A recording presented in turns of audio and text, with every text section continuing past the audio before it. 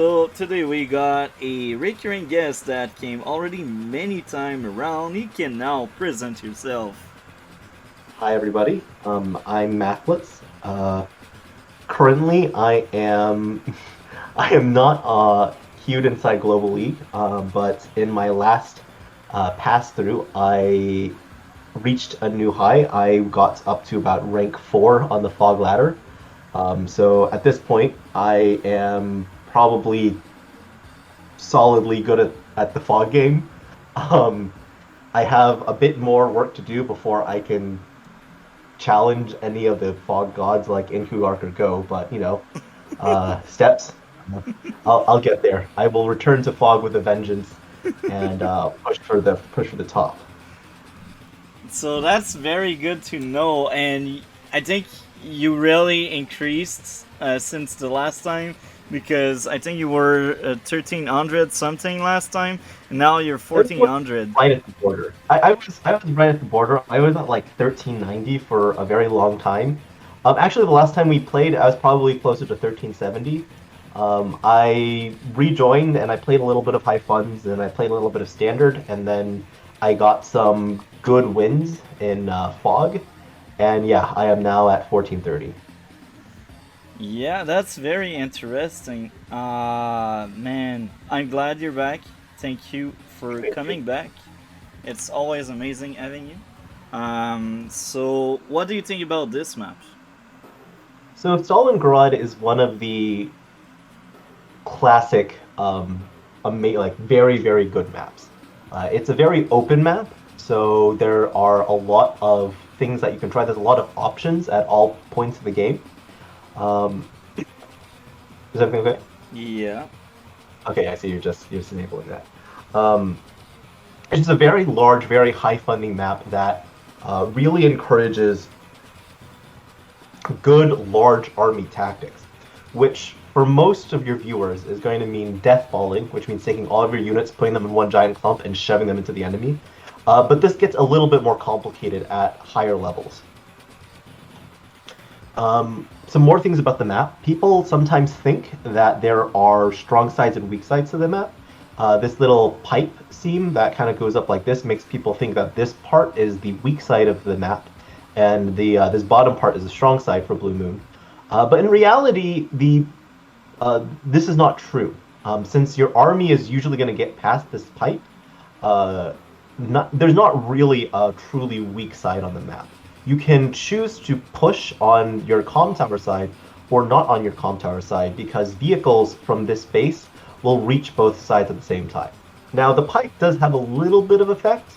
The two things that I can think of when I look at this map is one, support for reaching this corner city is a little bit not great because obviously you'd have to go around the pipe. And so what that means is that this corner city is technically Red Fire's, and this one is technically yours. But in practice, it's not that big of a deal.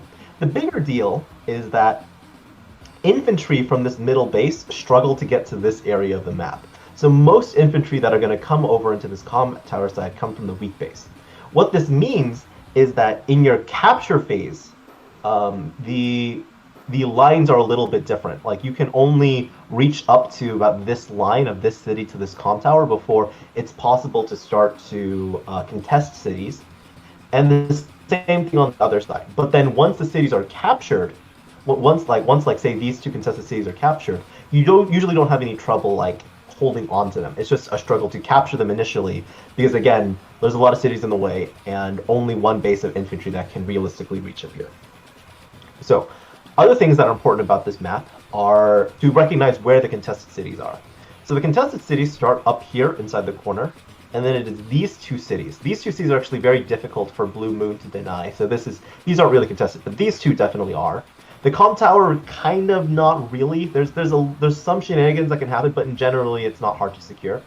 This city, these two cities in the center, and then reflected on the other side. This city is contested. These two cities are contested, and then this corner. So in total, there's 1, 2, 3, 4, 5, 6, 7, 8, 9, 10 contested cities. So 10,000 funding up for grabs, which is more than enough if you can capture a large majority of them to push yourself to the win. Now this is very interesting. I want to add this up. In my Halo, at least, I never thought of this map this way. Usually, this map belongs to this side, and this belongs to this side. Now, this one depends on both player if they are really aggressive, but most of the time in my Halo, this one belongs to here, and this one belongs to there. And these two in the center, this one belongs here and this one belongs there. So in my ILO, we only got like this one that is kind of contested, this one, and this one, and this one. These are really like the four more contested in my ILO at least.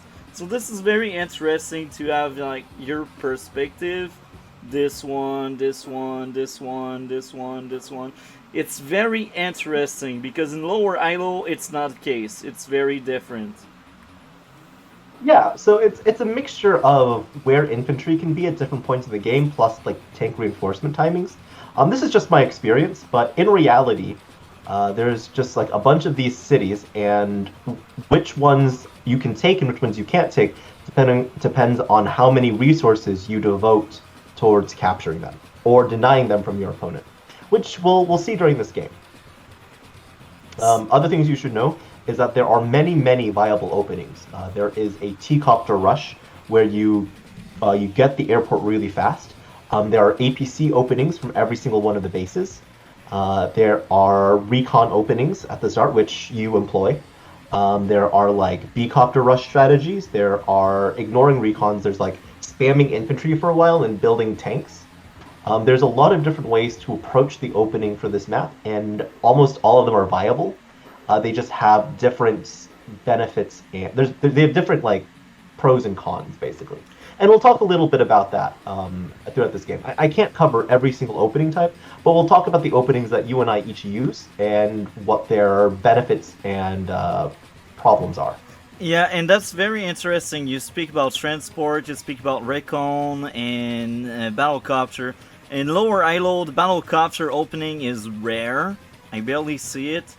And it's funny because I don't know how effective this is, but in lower ILO, I actually have two transport really early in the game, and most of the time I'm able to secure both corner, and sometimes I can cheese out one of the buildings. But I think it's only because I'm lower ILO, and sometimes recon just go nuts. I'm so fed up with all of these maps letting like recon opening. I mean, recon opening is boring. If like I did it here because I'm not that great of a player, and I usually most of the time when I'm Sasha or any CO, my recon opening is not to be aggressive. It's to gather intel and sometime like learning where the enemy is. And this is what I was doing with you, and I just happened to like end up like denying you a building for a turn, but at the end it didn't pay off well, and I think that we are not there yet, but I think that that was the first of many mistakes. Now, Yeah, we'll talk about that for sure. speaking about the COs, we did speak before the stream how much you like hawke, but why did you pick hawke? Yeah, so we talked about, well, so my general opinion when it comes to fog is I pick Von Bolt if I have to. There are a few maps where no tier 1 CO but Von Bolt is actually viable.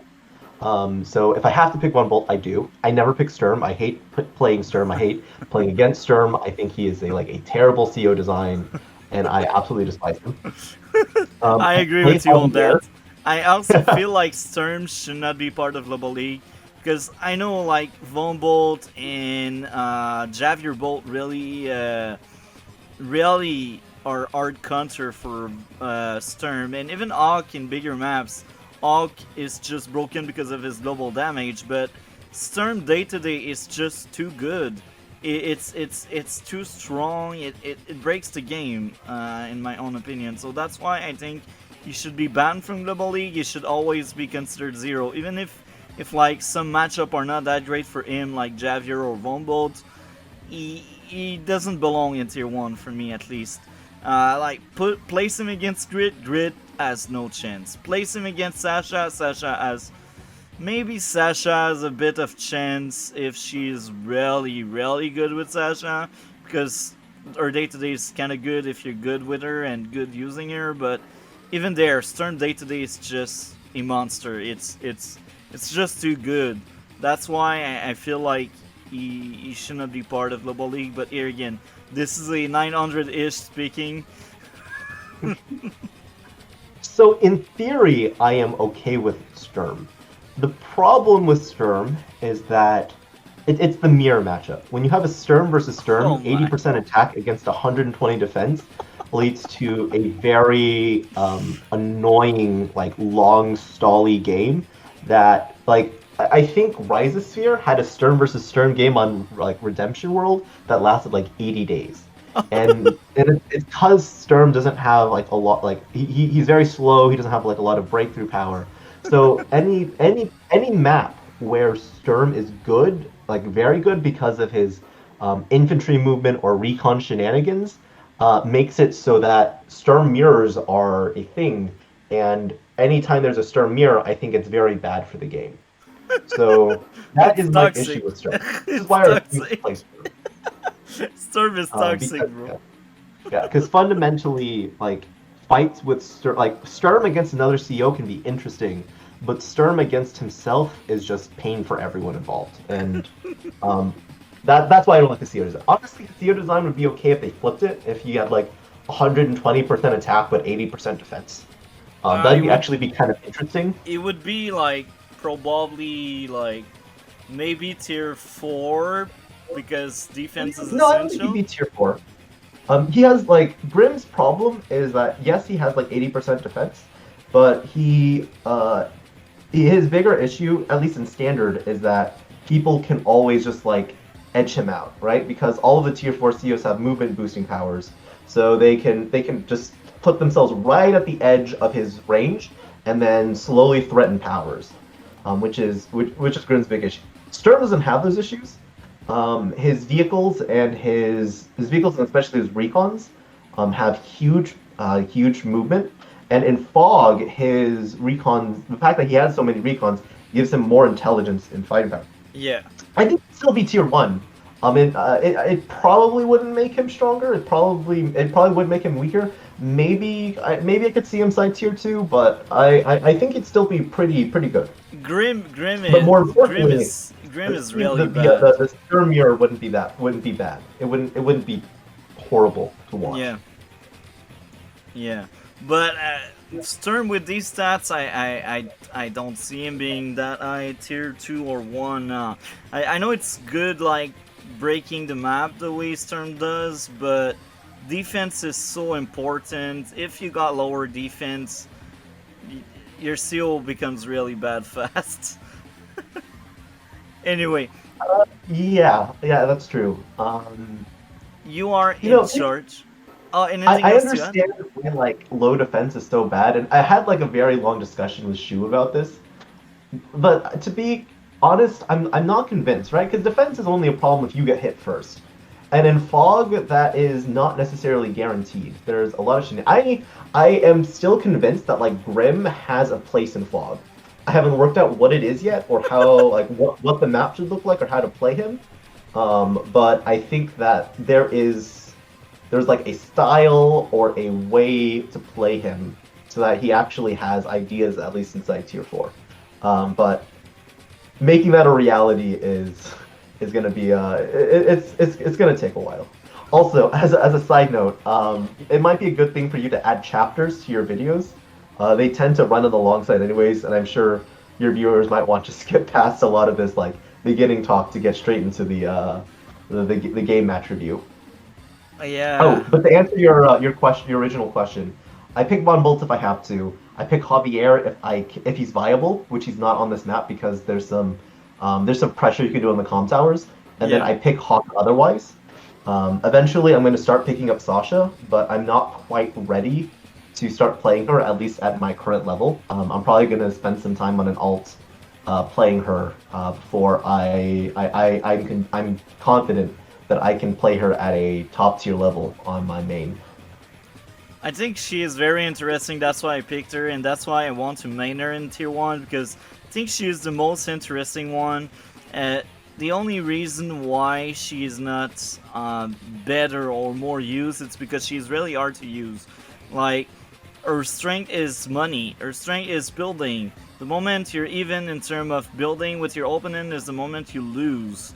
And this is what makes her interesting because you can take away her day to day. And that's like a big weakness. That's why she's interesting. She has weakness other seal don't, because the other seal you cannot really take away their weakness. Even like for example Max. Even if you use her power and get extra firepower, your artillery will still have bad range. Even if you use your power with Jess, your copter and your infantry, they will remain normal instead of stronger. So all seals, if you use their power, you can maybe fix their weakness, but Sasha doesn't fix her weakness by using her power. She doesn't fix it because all she does is like deny yours and getting a small buff. But that's nothing game changing for Sasha. Do you know what I mean? Yeah.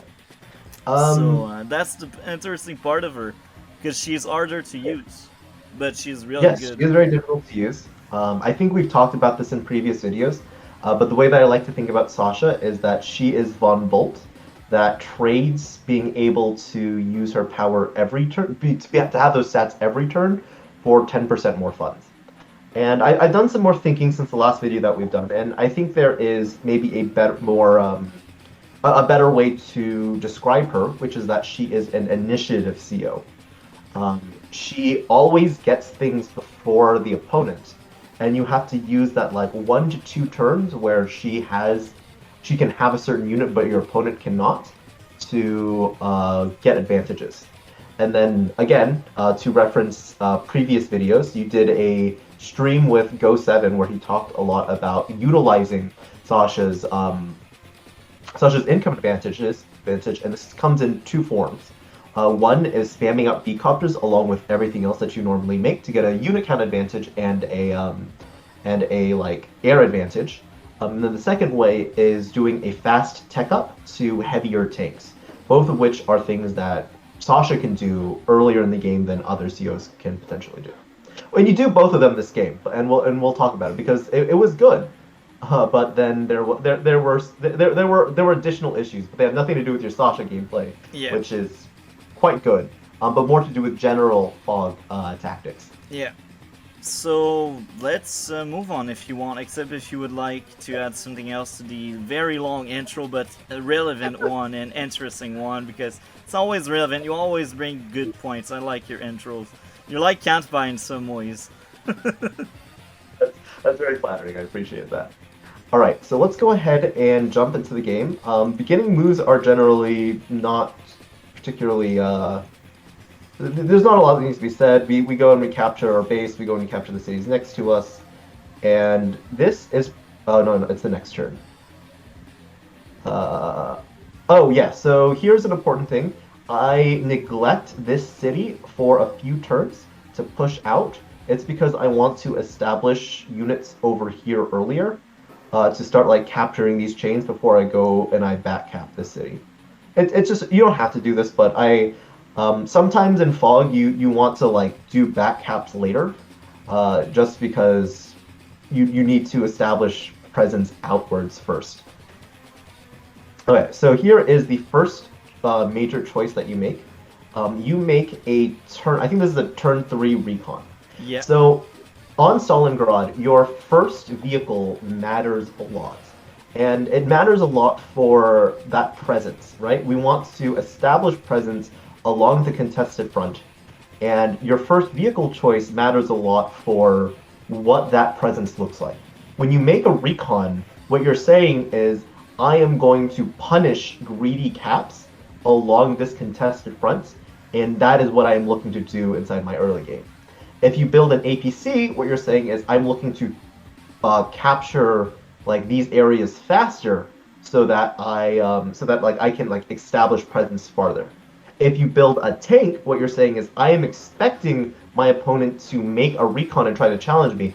I'm gonna try to catch him slipping, hitting something, and then I'm going to like cripple that recon, and then continue my cap phase unabated. These are all potential strategies. And then if you're like insane and you go 7, then you only make infantry and then you make 2 artillery later because, haha, I can do these things because I go.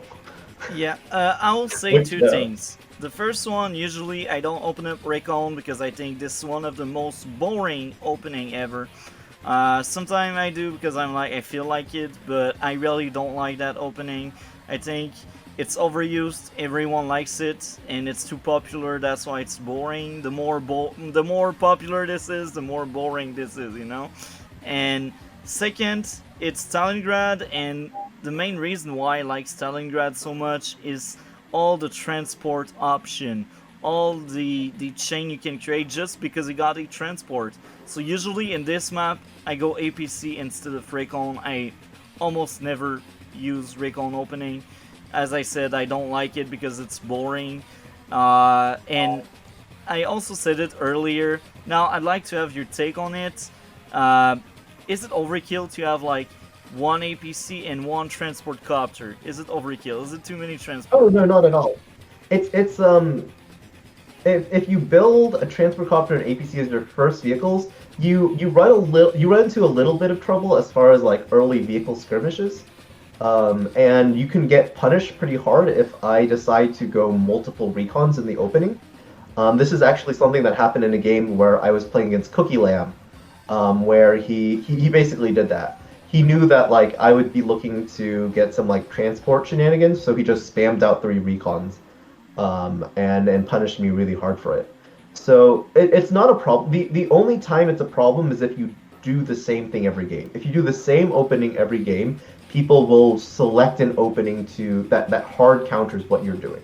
So Yeah. as long as you're mixing it up, sometimes making recon, sometimes making transport, sometimes making tank, sometimes doing what you're doing here and rushing the airport, as long as you're giving those all a good mix, I I you're actually probably. always rush the airport. Just to let you know, I'm a big fan of airport, especially at Uh, Sasha. so here you rush the airport with this infantry, which is probably not advisable. The reason why is that this infantry can make it there at the same time. So like there's not much of a difference between using this space to get this airport and using this space. But by sending this infantry back, you're a little slow to get to some of these buildings later. So if you're going to do this, I would actually recommend that you send the very first infantry back to cap this airport. Or you can do this, but you do it as me, as player 1, where you don't have that extra infantry to go for this base first. Then this makes sense. Okay. So I will say this. DPSI told me the same thing, and I understand, guys. Thank you for helping, but here's my thought process. This little guy there. Instead of going there, I like it to go here. And as you said, I will maybe lack infantries there. I think that's the biggest flaw of what I'm doing. But in my mind, it's still a good, even if this is a chain there, it's still a good move because I want this little guy to go here. You will see how I deal with this how I get the city, because it's actually an important note about Stalingrad in particular. And you'll also see I can't be sure, but I suspect that this early tempo loss is the reason why I capture this contested city much later in the game. Because you're just too slow to get out here. But these are the repercussions of going for this move. Yeah. Essentially, you give up tempo here. So I establish a foothold. Now, when we get there, we'll get there. All right. So here I go for an APC. This is a very interesting move. Basically, what I'm looking to do here is I notice that this city is 7 units away. So if I move the APC here, I'll be able to boost this infantry to take here, and then I'll be able to take another infantry that I built from this base the next turn and shove it somewhere pretty far over here, which lets me establish a lot of presence. This is how you want to be thinking about when you use APCs. You want to accelerate different cities that otherwise couldn't be reached as fast. And then you want to make sure you are grabbing as far out as possible without exposing yourself to recons. Now, I like doing this kind of greedy opening with an APC on this side of the map, because again, we've established that this base should be making mostly infantry, and it's really this space that would need to make a recon to punish my greedy transport. But if they make a recon, then they're already slow to capture these cities anyways. Now, a player that like knows me pretty well and is looking to counter me may do that, but I also sometimes go for tank first, so it's not guaranteed. If you make a recon here and you don't find greedy caps of these cities, then you're very sad, because you lose too much economy. Now But so I do like your Mhm. opening. I like your opening 10,000 more than mine. It's such a This cool is opening. this is the APC from the top base variation. I followed up with a second APC, which is very greedy, but I was in a particularly greedy mood when I got to that. So my thought process here, right, is that I know that you're going to beat me out to most vehicle builds. So I am looking to make a cost-effective army, which means that I want like mechs in my army, I want like artillery, and I want to capture contested cities as fast as possible to like try not to get too far behind on income, and then use my more efficient units to kind of balance out the fact that I make less money than you. Yeah. Now, something that so I'm not sure you were aware about this, but I had an alt called Apostrophe, where Go 7 convinced me to turn it into a Sammy only alt, where I was only playing Sammy, and the account was already at 1200 fog, so it was like already fairly strong, and I was playing Sammy on at all tiers. So I played actually an Olaf on this map, and I discovered that Sammy actually isn't that bad, and mechs can actually be useful. It's through a process where you basically turn a base into a half mech factory. We'll talk a little bit more about what this looks like, but because transports can transport mech out like pretty far, building transports can be very good for getting effective defense just inside the line that is the contested front. So my gameplay as we go on is to like set up mechs for cost-effective trades if you push into me, but it fails because you push on a different side of the map. But we'll talk about that more as we get there. You know, that's funny. That makes me laugh because you inspired me during that game. After that, I had the Global League in one of my alternate accounts, and this is my Orange Star only alternate account, I think. No, actually, no, it's one of my main. One of my main basically had Stalingrad, and after watching you playing this game, you inspired me. And this game I played in Stalingrad with someone else. I picked Sammy, and I actually forgot who was my opponent, but I basically had mech heavy and transport heavy without mech spamming, but I had heavy mech, and I steamrolled the guy. I really overwhelmed him, and at some point he shows up with medium tank. I had bombers, bro. That was a slaughterhouse, man. That was violent, and you inspired me. Well, I'm happy that you liked it. I will say Sammy is not good on this map, but you kind of follow like I kind of pay attention to like what the meta is, what people think, and I like finding places where people's assumptions aren't aligned with reality. So the common knowledge is that mech are terrible, and that is true to an They extent. are. Only Sammy there but to use them. but they have usefulness, they have purposes, they have ways that you can use them, and they're good in like small doses. And because people sleep on them, because people aren't like paying attention to how to use them, I like to incorporate them inside my gameplay just as like a little like, I don't know, fun Easter egg or something.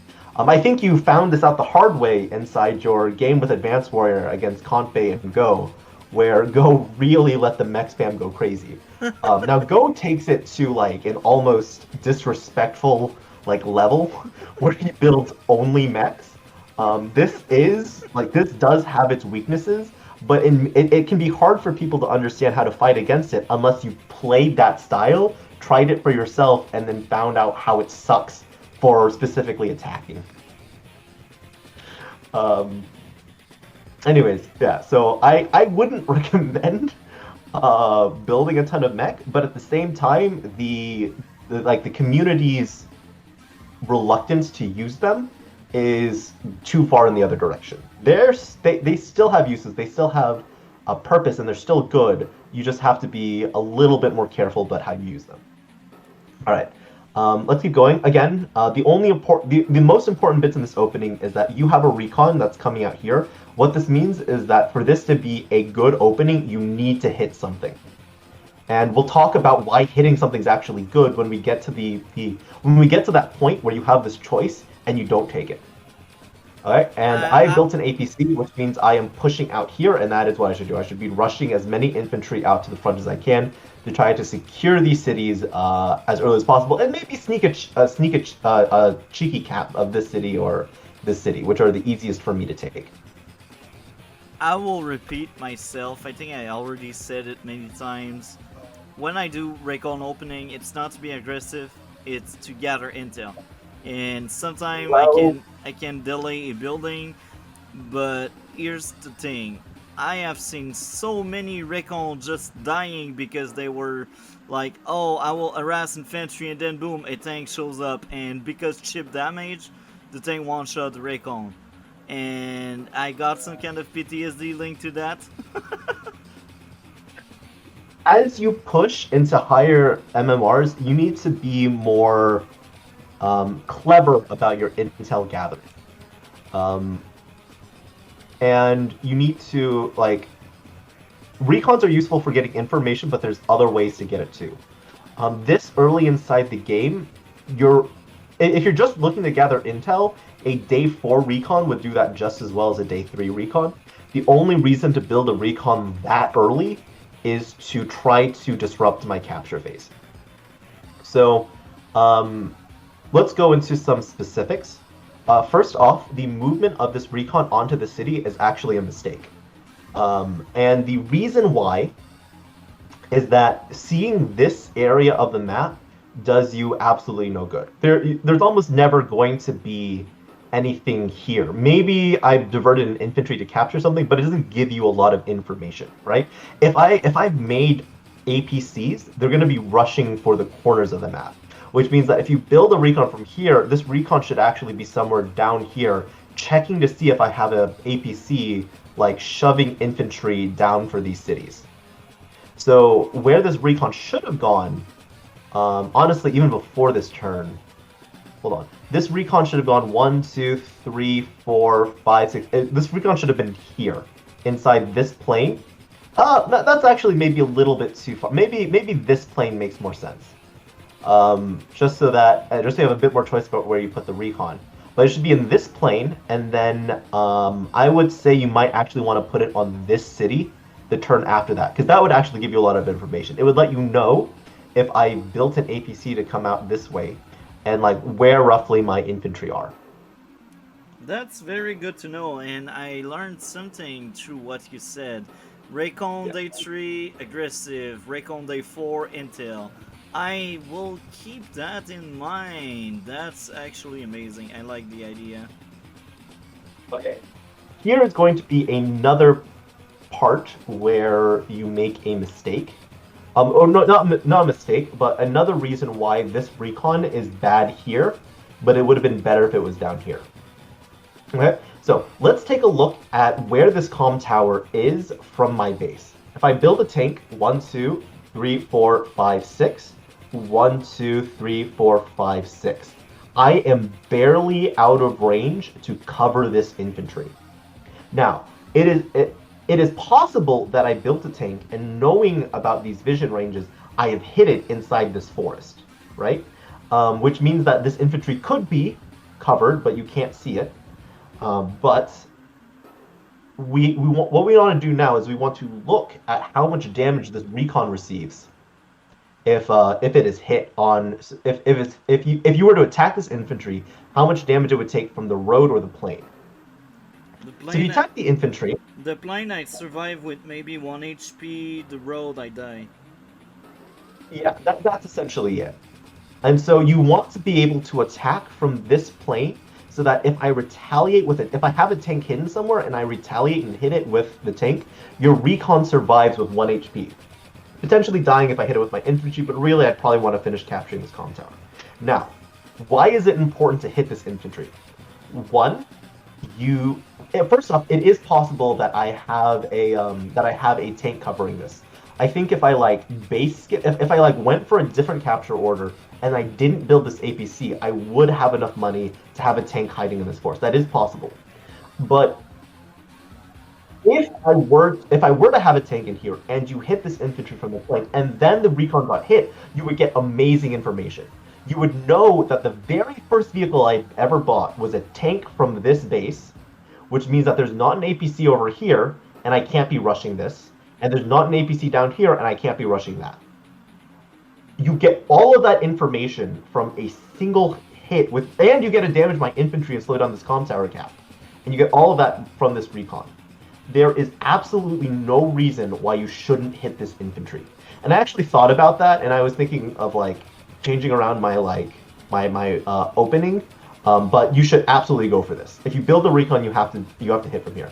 Now the problem with this is that when you go for the recon first opening and you hit it, I also know that it is impossible for you to prevent my capture of the comm tower. Because what's going to happen is I will send another infantry, and this time I have tank backup. And because you built a recon, you can't have an APC out here, and you can't have tanks streaming over here, which means that the comm tower can't actually be denied long term. You can actually deny the comm tower long term if you don't build recon, you don't build APC, and you stream tanks for the comm tower. Now this is very dangerous in enough for other reasons, but you should know that you can't prevent the comm tower capture with an early recon, but you can get a lot of information and you can slow down my cap phase, but you have to hit an infantry. So this turn is where you make a big mistake. You should have hit my infantry from the road tile, though really you should have been hitting it from this plain tile if your recon was down here where it was supposed to be. Yeah, Okay. okay. I will speak about that. I usually never do that. And I was like, he's better than me, I will experience something out. Let's see how it goes. Okay, so you send your recon here. I didn't notice this. Normally I go back and I check the replay for every day. But at the time we were playing in the middle of Go 7 stream, so I was watching that, and then I was kind of playing on autopilot because I didn't expect us to like run into each other yet. So my infantry here gets trapped, but if I had been watching the replay, this wouldn't have happened. Now this is very dangerous because again, the city is within like tank range of me, and so like as you see what happens, I get a strike off on your recon before getting hit in infantry. Yeah. All right. So here you make this. It's good that you're building B-copters. Very good use of Sasha's day-to-day power to just start spamming air units early. That's a really good idea. I also really like the T-copter. But here you make your sending the recon forward was a mistake, but you make another small mistake here, which is that you send the recon back. And the problem with sending the recon back is that I know how far a recon can move. I saw it go into the forest. And what this means is that the recon has very limited motion. The recon is either in this forest, in this plains tile, or on the city. And knowing that, I can go and I can hunt it down, which is exactly what I do. So, what would have been better here, actually, is for you just to hit this infantry with this recon. The infantry wouldn't kill it, and my infantry would be damaged, so it'd take me longer to capture a city. Yeah. That's what you should have done. I will say something. By doing that, I was hoping I could get a shot because he overlapped it. And this but you don't would have be a shot from a CT. But here's the thing. I didn't know you had two tanks there.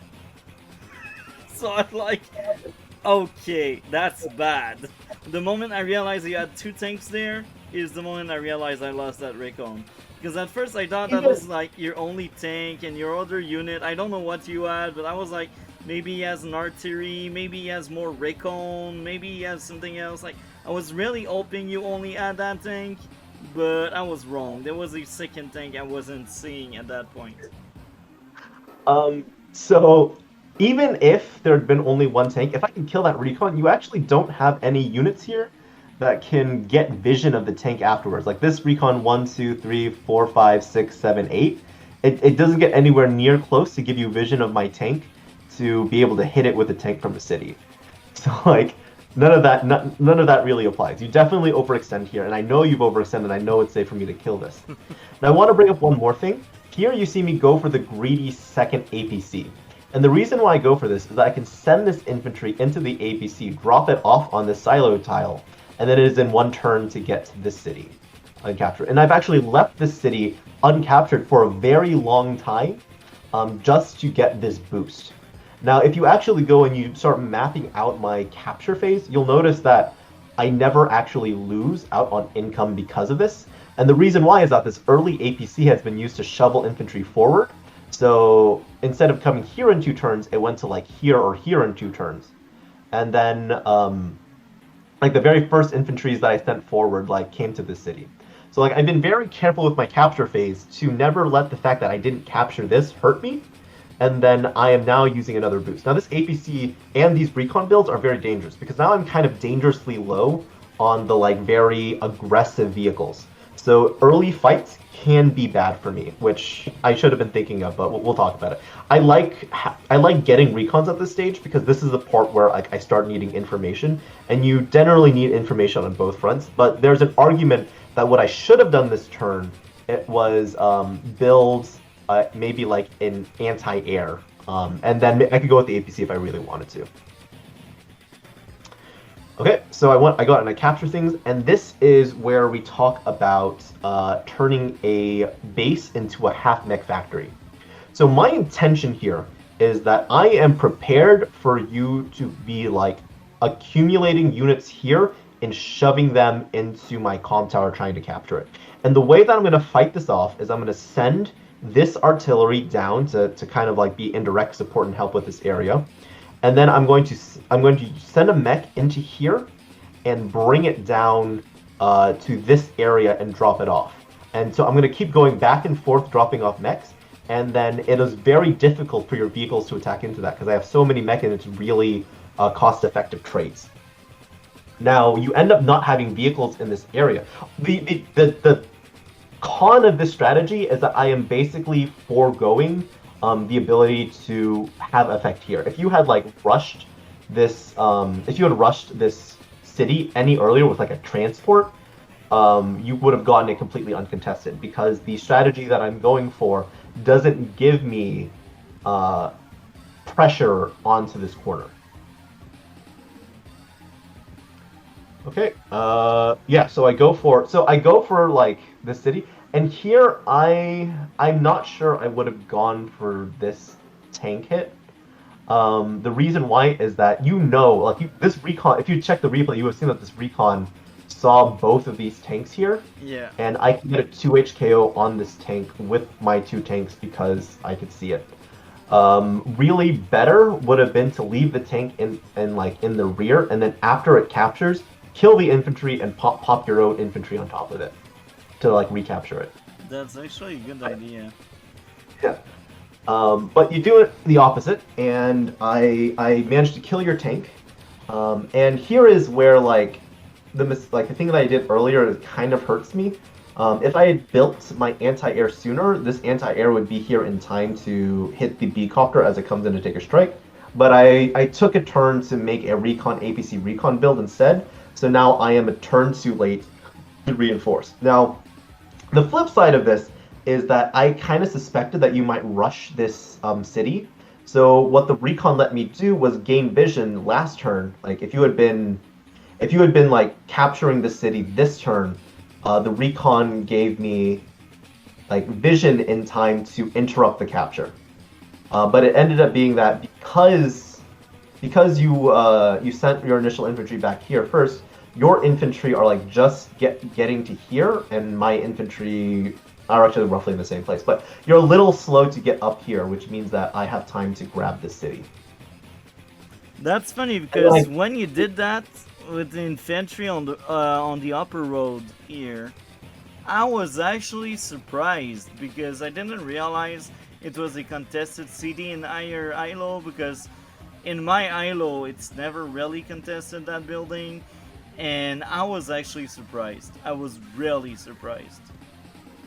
it's tricky for me to grab it. If I build the APC, I can generally grab this if you have it also boosted with your own T-copter. So like when I started capturing the city, and I saw the T-copter. I was like, well, okay, well I'm gonna lose this infantry. But it was a cheeky little thing that I did because if you're not prepared for this, then I can kind of like get this for free. But to be completely honest, these cities are a little bit like unrealistic for me to capture, but I can definitely keep you from capturing them if I dedicate enough resources to this direction. But in this game, I decided to kind of split my forces more evenly. This is actually something that I do fairly frequently. I don't always like slam to one area very hard early, which is an exploitable weakness that I need to work on. But it's just the way that I like to play. So really, this infantry capture is like a little bit too optimistic, and I probably should have just kept it in the forest. Anyways, you get a hit off. So basically, you've traded a full tank for half a tank and half of an infantry, which and stopping me from capturing the city, which isn't bad, but it's not a great value trade. It's you know what? Honestly, I'll call it even.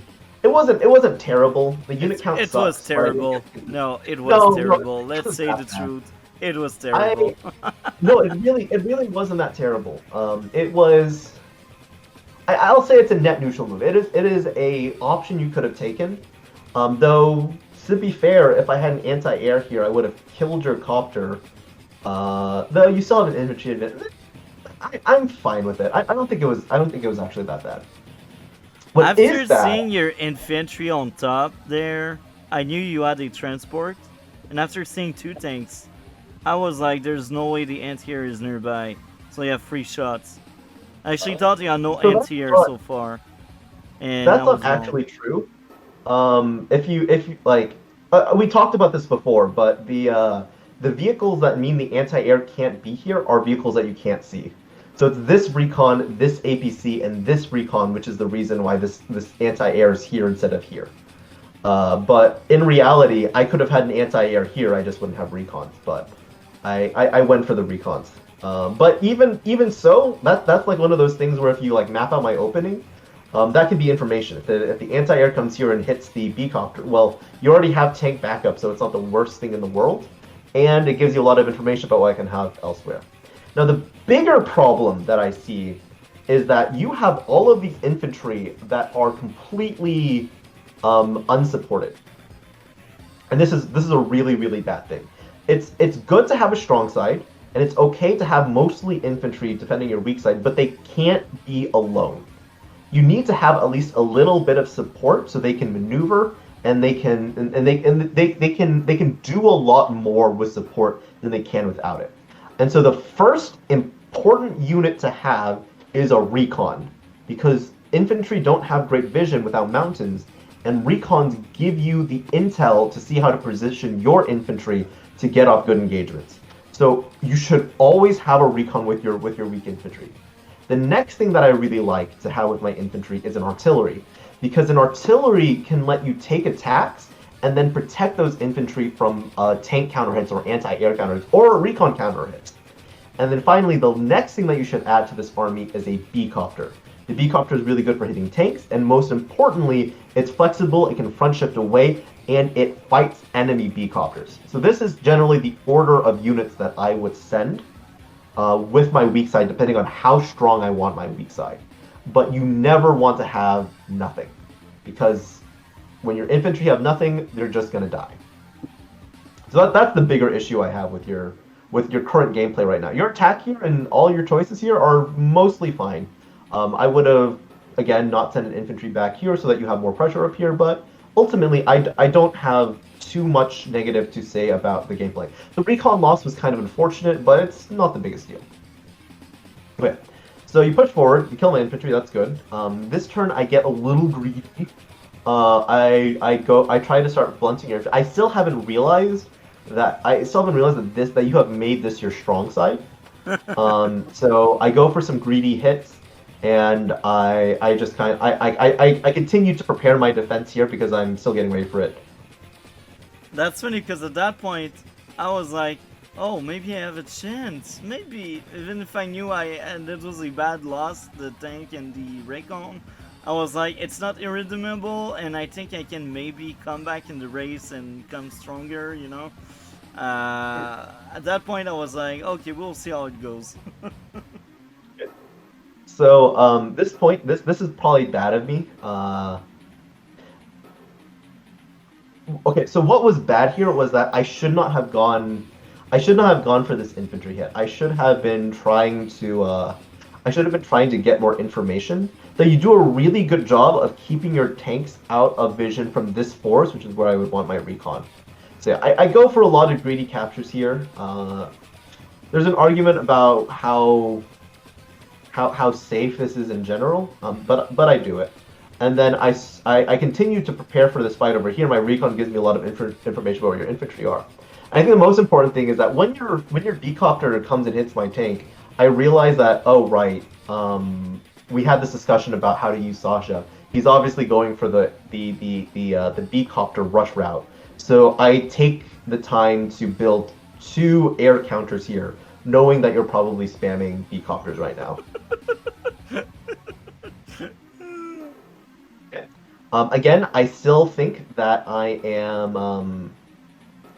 I still think that like I am going to need to defend here, which is why I set up this mech to be pushed by this ABC. But it's this turn that I realized, oh, you are you made this your strong side. You've got a bunch of vehicles, and so I think this is the no. This turn I'm still stupid and I still press on, but because oh right okay. There's actually a good reason for this.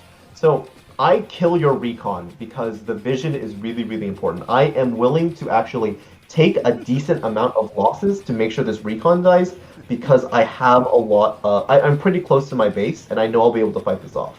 So when you go in for this attack, the immediate thing you should have done is built a recon from this base. Yeah. You know why I didn't do it? I needed to save some money for my market crash. I wanted to make sure I shut down your meter. That's fine, but you should also know that this early in the game, the power charge that's going to get here is not going to be that much. The income that you get from just day to day is already probably enough to shut it completely off. If you felt if you felt really like bad about it, if you wanted to like make sure it was dead, you would maybe save another 5,000, but you have like an extra 7,000 here. It would have been really easy to turn this infantry into a recon. Yeah. Yeah. Alright. Anyways, so I kill the recon because that is top priority for me, and then I lose my tank and anti-air, which suck. But I also know that you're blind, which gives me an avail. It's an argument about whether or not it was worth it, but I made a decision at the time. Now, in the bottom right-hand side, let's talk about what's happening here. I feel like you're going for the like, hey, kill off all the infantry and then like nothing here matters. But it's very like dangerous to do this without more information, without mountains to see what's around. And you already know I have 1 recon here. So like you go for like a bunch of attacks trying to damage all my infantry, but I mean you find out the hard way when I have an artillery here. Yeah. But basically, like, why this is bad is because these infantry were unsupported, you're going to lose all of them. Yeah. So all of the good that you did up here, surprising me with which side was your strong side, is going to be lost because I'm going to equalize out the unit count down here, and we're going to be even again. You're still ahead here, but you're not like it's not clearly winning. So here, I retreat, and here is the first big mistake that you make. And what that mistake is you push into my HQ. Generally, when someone retreats in front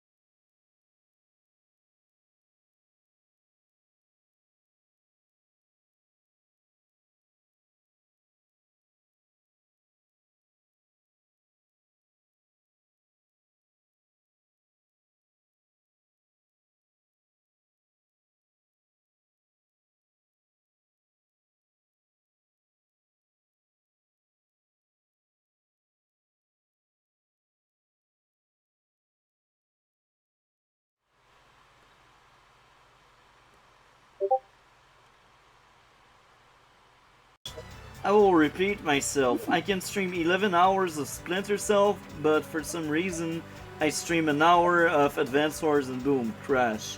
Parsec, man, you ask too much for my computer. You are now in charge. What? So again, this is where you probably make your first major mistake. This is a game equalizing mistake, which is so normally when you see someone retreat, you generally don't want to chase them. And in this particular instance, you're chasing right into where I can have two vehicles popping in here. So if we go back a turn, right? Yeah. You see a recon and a tank retreat, and you should know that these aren't alone. There's going to be whatever units I had reinforcing these units still in this area that you can't see, and then also two more units that are coming from these bases this direction. They're also reinforcing. So the force that I will have inside this area when you see me retreat is at least 3 times stronger than what you currently see. So when we go into here and you make your decision to push into here, this is a very bad move because I will have a ton of forces in this area. Yeah. So what you should do instead is finish all of these captures, and then you want to front shift your units down here.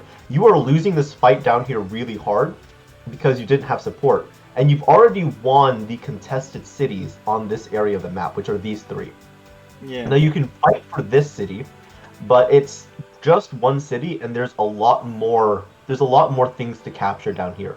So you should have start front shifting all of your units down into like roughly this area for this turn. But instead you push into me. And because you push into me, I can decimate these units, and you lose the initiative.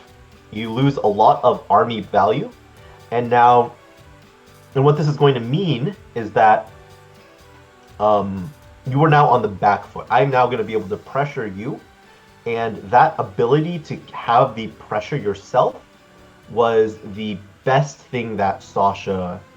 That's the best advantage that Sasha has. It's disconnection interrupt here. Okay, yeah, cool, it refreshed. So this attack here, I don't actually like optimize. I just go for whatever looks right, and so I get off a lot of kills. In reality, here, I think I could have finished off all of the tanks here if I had attacked in the right order, but we won't go into the details there. So other things, you keep sending infantry to like slow down my captures, and I just keep killing them. Now at this point, we're now getting to the point where the initial infantry swarms are dead, and we need to talk about what the mid-game tactics look like. Here, transports are really important. My transports sucked at the start because they had no firepower, but now as we go into the mid-game, they are incredibly valuable for getting infantry out to the front. Now, I made a mistake over here. I wanted to check this this forest, but in truth, like, it's not like I could do anything about it, so it was a mistake, and I put my T-copter in harm's way, which let you kill it, and then also get some more hits off here. But at the same time, you made an equally mistake by using your T-copter to cover an HQ when everything there was dead anyways. And now you've lost this T-copter, and now infantry are going to be very slow to get to the front for you. So hit all those things.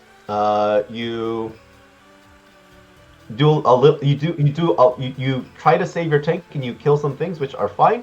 But right now, you're just feeding things into my war machine, and I'm going to eat all the free dudes here. Yeah. Right. So I back off here because I saw you retreat, which suggests to me that either you've reinforced this area with those units, or there's like vehicles coming this direction. So I retreat to regroup and wait to see what to do next. Yeah. All right. Here you go in, you attack back. This is not bad. It's like equal trade. I'm Sasha. I need to keep my buildings around. If I lose my money, I become useless. Yeah. I mean, I'm not like salt. Like I'm not. Yeah. I'm not like flashing you for that. But I will say that because of the attack you did earlier, you had to do this with your vehicles instead of your infantry. Yeah. Where if you had retreated earlier, you could have stopped this capture with infantry instead. Yeah. So you go ahead. it's hold on. There's a specific moment where I have a realization of what's going on. So I go again. I kill your vision. That's more important. And then I see all of these units, and I realize, oh, all right, he's stacking back up again. Oh, I want to mention another thing. This turn you start to tech up. Last turn you started to tech up, but you use your mid tanks to hit this pipe seam, and that's terrible because the damage that a CO does to a pipe seam is typically different for every unit. So I went and I checked the damage calculator, and I knew you had two mid tanks here, and these would have been a lot more surprising if you had just sent them forward instead of hitting. Because this pipe seam doesn't matter. Like it doesn't give you anything. Yeah, okay, it lets you reinforce this area from like this base, but if two bases are not enough to reinforce the third base is not going to change anything. Like Yeah. I am so deep inside your territory. If you need this pipe seam to be open to not lose the game, you've already lost for other reasons. So there's like, I mean, it's aesthetically cool, but like in general, there is never a reason to break this pipe seam. All right, so that's just like a little notes. Anyways, I see this. I see all of your copters set up. I'm like, okay, well, clearly he has like shoved all his shit up here. What am I going to do about it? Well, my plan here is, all right, I am going to like set up a like wall so I don't just lose all these units again. But I'm going to like try to kill this stuff, and then I'm going to pressure down here again. I've seen all these vehicles, which means that this has to be lightly defended, which means that this area I have to have an advantage on. So I finish everything else. I initiate a capture because there's like I don't realize you have an infantry here, and so I'm thinking, all right, if I get this capture, maybe this tank has to be the one to hit it, and if this tank is the one that has to hit it, then that's like one less vehicle and vehicle hit that I'm taking. So I go down, I initiate a capture, and I'm lucky enough I catch sight of your B-copter and I get a good first hit off. This was actually bad. You should not have like left your B-copter. You shouldn't use your B-copter to get vision of the city because like you don't have a lot of units in this area. You should honestly just give these cities up. Yeah. Unless you're willing to divert more units to cap it. I also build the Neo tank. Hold on. I build the Neo tank. I think. Oh, right. Okay, so I haven't seen that you've made the mid-tanks, but I'm suspecting that you're teching up. So just like in our game on Splintered, when I suspect that you are making the transition from like air units to heavy tanks, I immediately build a counter. Now, this counter could have been a bomber, but I decided I wanted a T-copter, so I built a Neo tank instead. Maybe I should have built the bomber, but this is like me predicting which way you're going. Okay, so I push up, try to wall it off, and you hit everything. I see the mid-tank. You probably shouldn't have let me see the mid-tank. And this is the next big mistake. So I know that... So here, you can make an argument that I should retreat here, but I don't. And the reason why I don't is that because you didn't get a really good trade-off at the start, I can kill most of your air units here, and then I know that I'm going to get an even trade. Yes, I'm going to lose this fight. My entire army is going to be wiped, but I'm going to wipe out a roughly equivalent amount of your army, and I have a Neo tank coming in, and more importantly, I am going to win this side down here very hard. Yeah. Which is exactly what I do. I make sure I kill all of your B-copters, and I severely damage the other one, and then I start some captures, and I know you have two mid tanks, but I suspect that you don't have a lot of light vehicles. I don't think I have sight of this. Oh, I did have sight of the B-copter, but I didn't think you had like enough to like really get. You had enough to like kill my anti-airs and like do some other stuff. But I didn't think you had enough to like really like wipe out everything. And then we just have an extended trade over here while I am absolutely murdering you down here. Yeah. Now that being said, I was wrong. You had a bit more than I was expecting. And so here I know that I need to retreat. I got some good trades up, but now I am like a little bit down. I know you have an infantry in here, by the way, so I've been keeping an eye on it and making sure, and we'll see like how that pops in later. But I know this turn that I need to retreat because I need to prepare to hit your army again. So here I make a pretty bad mistake, which is that I send in my Neo tank to hit your 5 HP tank. And the reason that I do this is because Neotanks on cities are generally invulnerable, even to B-copters. Like, they just don't do very much damage at all. Which you see on your next turn when you send your B-copter, your first B-copter in, I think it does 1 damage, right? So, like, B-copters, like, Neotanks are basically invulnerable to B-copters when they're on heavy terrain. But this is a mistake on my part, because even though my tank is going to trade well into you, I don't have backup for it yet. So once your mid tank hits my neo tank, I don't have a way to retaliate. So this was a greedy mistake on my part, and you take advantage of it. But so another thing, like, you keep.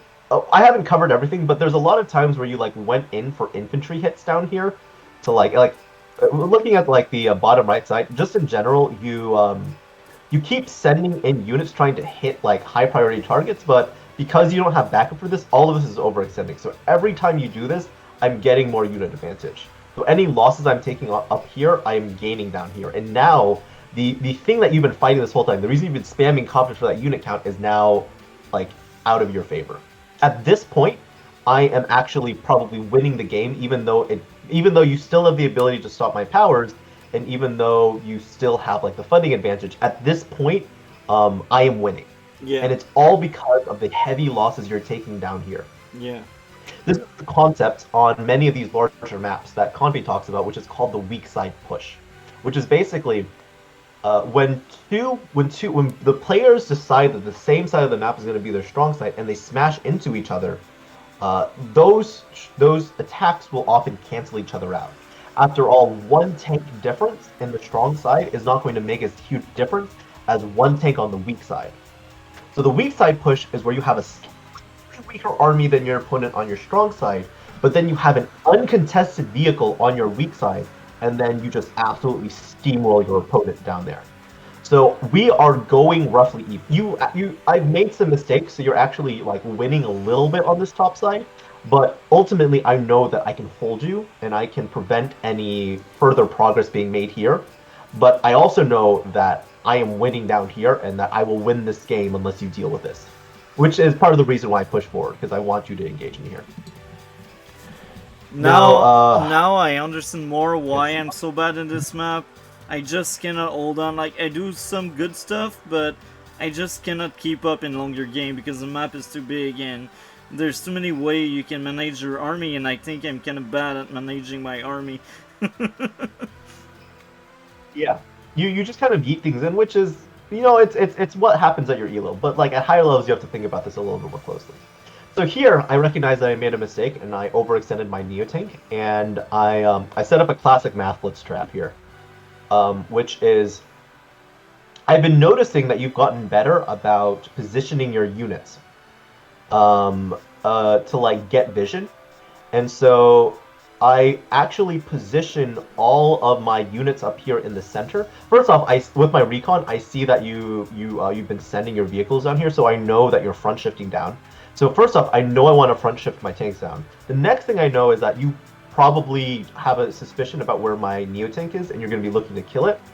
Yeah. So I set up my tanks and APC in such a way that you can go and you can get that kill, but I've made this artillery to just catch your mid tank on the only side of my Neotank that is exposed to it. So this is a trap. This is a trap that I've set for you to kill this Neotank. But because it's already damaged, I'm going to get a lot more value killing your mid tank. At the same time, I know you have an infantry down here, so I set like the vehicles that I choose not to front shift down into a position to kill your units as you go for this side city, which I suspect you're going to go for. Now here you make a pretty big mistake. You are so focused on preventing me from capturing the city that you miss the forest for the trees.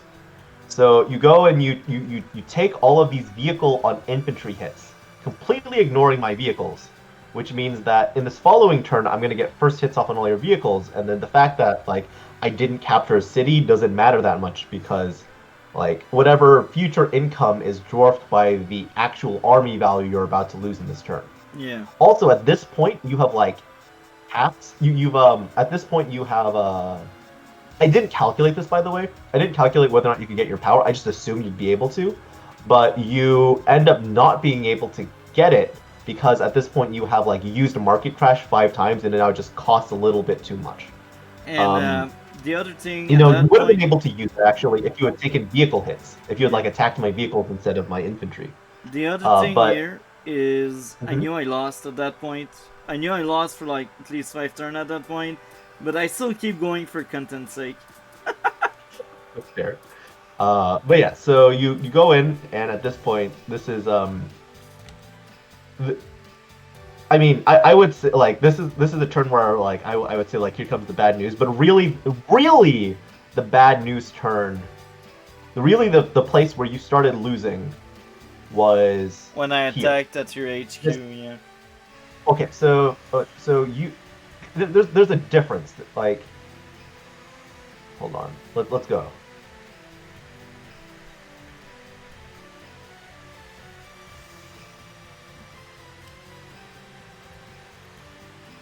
So here, after this attack, you're not losing. You are just not ahead. We are even now, like as far as anyone as far as like objective measures are concerned. You keep. This is the turn where you go for a bad attack, and now like on both sides of the map, and instead, well, this is a fine attack, but this attack is terrible. And now instead of being just even, you are now behind. Yeah. This is where I start winning because I have the unit count, I have the army value. My income is doesn't matter. I mean, the income is still pretty bad for me, but as long as I'm getting unit count and army advantage, it doesn't matter that much. And so here you're behind, and you need to like clump up your army and try to like surprise me, but you're gonna struggle really hard unless you build like a mega tank. And then this turn, where you are hyper focused on not losing cities, this is where you this is the like this goes from like you are losing to like nothing you do matters now. I'm gonna win this game. Yeah. Which I like cripple your entire army here. I take out a mid tank. I kill like everything, and I get off my power, which it's a cherry on top. Even if I didn't pop power here, like even if I couldn't pop I power here, lost. it wouldn't have mattered. Yeah. This is still a game winning attack. And yeah, that's you get some attacks off, and it's game over. Yeah. So that's the whole game. Let's go ahead and recap. I will TLDR the important bits. First thing is in your opening, understand what you're trying to do. So if you go for an early recon, if you go for a very early recon, make sure that recon hits an infantry. And if it can't hit an infantry safely, or it can't hit an infantry and get like valuable information, then maybe you shouldn't have built the recon. Yeah. But on Stalingrad, the recon can get info. You just got to remember to position it down here. Yep. Second thing, there's not too much to say here. Second thing is these are minor things, but I'm mostly okay with them. When you see your opponent retreat, do not push into them. Instead, rotate down. Once you've captured the objectives, and you've got 3 objectives you're capturing here, front shift down to another area of the map that is contested. And moving back a turn, don't send your infantry in to fight without support. You see this infantry capturing, you see a recon. Unless you've got like tanks and stuff here, you have to give me this city because you had invested all of your vehicles up here. Yeah. Instead, you go for it, and you lose a bunch of infantry. Now, I make like some tactical mistakes in return, but you know, shit happens. Okay. So once you push in, you pop out. Here, you should just retreat. Like your attempts to save this tank ultimately just get more things killed. Yeah. So you should just retreat. I keep pushing out, and then this was pretty good. Here, don't use your mid tanks. Don't when you have surprise units, don't reveal them by hitting pipe seams. Yeah. That's just in general. And also in general, a neo tank and a tank probably would have been more effective than 2 mid tanks. But that when you spam enough mid tanks, it's actually very good. But if I predict it hard enough and I have a bomber, then you're kind of screwed.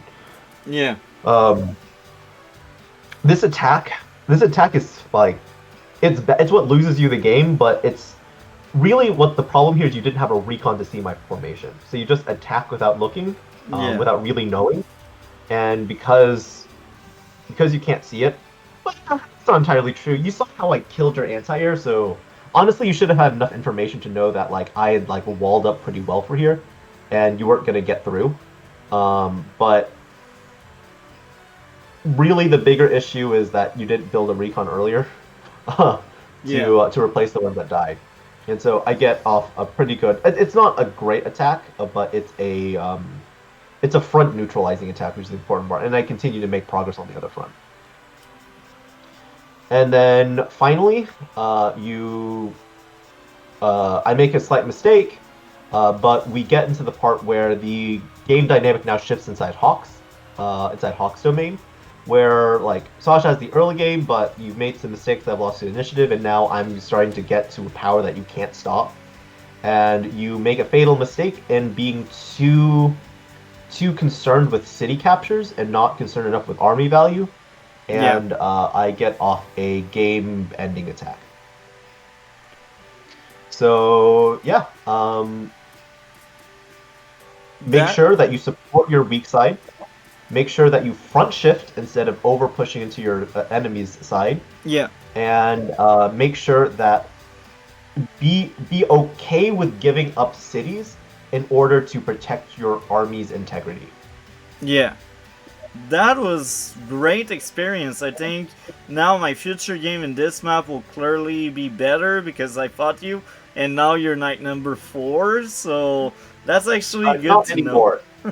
If I were to queue up for Global League, I think I'd be number 6. But I did have a few like a week and a half or so where I was at number 4. Just because it only happened because like Conpei lost to someone, and that somehow propelled me to 4th place. It's kind of funny. So Um, thank you very much again. I always enjoy having you around. This is always amazing having you around because you know so much about the game and you're a nice guy and your insights are really good. This is a good learning experience. So, anything else to add? no, this has probably been a pretty long stream. It's like been like an hour and a half, maybe an hour and 40 minutes. Yeah, an hour and a Those of half. you watching, I'm sorry that I've probably been a little bit rambly, but That's I hope you fine. find some of the insights useful. In the future, watch these things on 2 times speed. Yeah, And yeah, good luck in your games out there. Feel free to message me sometime if you want like advice on Fog. for sure. I'm not a god yet. I don't have like perfect knowledge of the game. I have lots of ideas that I do, but I'm still held back by mostly by my tactics and by like over aggression. But I imagine that when I come back to Fog with a vengeance, fighting Starflash and Tordred and Go and other high level Fog players will sharpen my instincts, and Yeah. I will either rise up, hopefully to True God status of having like 1400 Fog rating and maybe even 1500 total, or I will get smacked down until I hashtag get good. So thank you again for coming. I hope everyone enjoy, like, comment, and subscribe. All the good stuff. I wish you all a great day and mathblitz. Take care. Thank you very much. Have a good one, everyone.